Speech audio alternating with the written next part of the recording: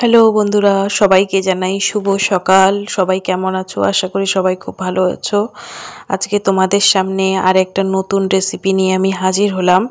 আমরা তো নরমালি সবাই মুসুর ডাল, মুগ ডাল খেয়েছি। লাউ ডাল কি তোমরা কখনো খেয়েছো? হ্যাঁ বন্ধুরা, লাউ দিয়ে কিন্তু ডাল বানানো যায়। তো দেখে নাও তোমরা লাউ ডালটা কিভাবে বানানো হচ্ছে। প্রথমে এলাচ কিন্তু ভালো করে ফাটিয়ে নিয়ে গরম তেলের মধ্যে দেওয়া হলো, তারপরে পাঁচফোড়ন দেওয়া হলো, তারপরে কাঁচা লঙ্কা দেওয়া হলো। এবার তিনটেকে ভালো করে ভেজে নেওয়া হবে। এইভাবে একটু ভালো করে কড়া করে ভাজতে হবে। তারপরে রসুন দিয়ে দিয়েছি থেতো করে, রসুন দেওয়া হলো। এরপরে পেঁয়াজ কুচি দেওয়া হলো। এবার সব কটাকে ভালো করে ভেজে নিতে হবে। তারপরে ভালো করে লাল লাল করে ভেজে নিচ্ছি। আর লাল লাল করে ভাজার পরেই কিন্তু আমি ডালটা ডালটা বানাবো। তারপরে একটা টমেটো দেওয়া হলো। টমেটোটাকে ভালো করে এইভাবে একটু ভালো করে ভেজে নিতে হবে। ভেজে নেওয়ার পর সবজিটা দেওয়া হচ্ছে। আসলে এই ডাল কিন্তু গরম ভাতের সাথে খেতে খুবই ভালো লাগে। আর এখানে কি কি দেওয়া হয়েছে দেখো, আলু দেওয়া হয়েছে, মটরশুঁটি দেওয়া হয়েছে, আর লাউ দিয়ে ডাল বানানো হবে। এতে কিন্তু কোনো ডালের প্রয়োজন হয় না। ব্যাস এরমভাবে একটু ভালো করে কষিয়ে নিতে হবে। যত কষাবে তত কিন্তু খুব টেস্টি হবে খেতে। তারপরে নুন দেওয়া হলো।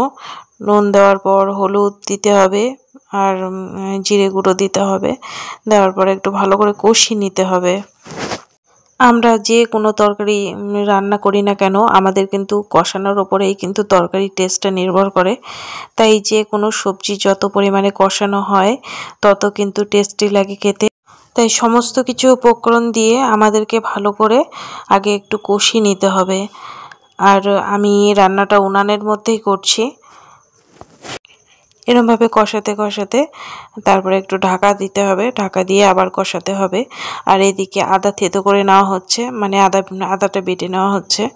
আদাটা বাটলে কিন্তু আদা দিলে কিন্তু টেস্টটা আরও বেশি ভালো আসে। তো ফাইনালি আমাদের আদা বাটা হয়ে গেছে। আদা বাটা দিয়ে এবার আমরা একটু সবজিটা কষিয়ে নেব। সবজিটা কষানো হয়ে গেলে আমরা জল অ্যাড করব। আগে প্রথমে ভালো করে একটু কষিয়ে নিতে হবে। তারপরে এদিকে জলটা অ্যাড করা হলো। এবার আমরা একটুখানি ভালো করে সেদ্ধ হতে দেব। আর জালটাকে আমরা বেশি পরিমাণে রাখবো যাতে তাড়াতাড়ি সেদ্ধ হয়ে যায়।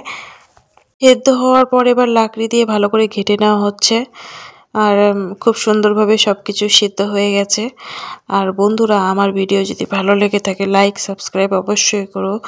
আর নোটিফিকেশন বেল আইকনটি প্রেস করে দেবে যাতে নতুন নতুন ভিডিও আমি আপডেট করলে তোমাদের কাছে তাড়াতাড়ি চলে যায়। আর আমার চ্যানেলের সাথে থেকো। থ্যাংক ইউ বন্ধুরা আমার ভিডিও দেখার জন্য। সবাই এইভাবেই ভালো থেকো, হাসি খুশি থাকো।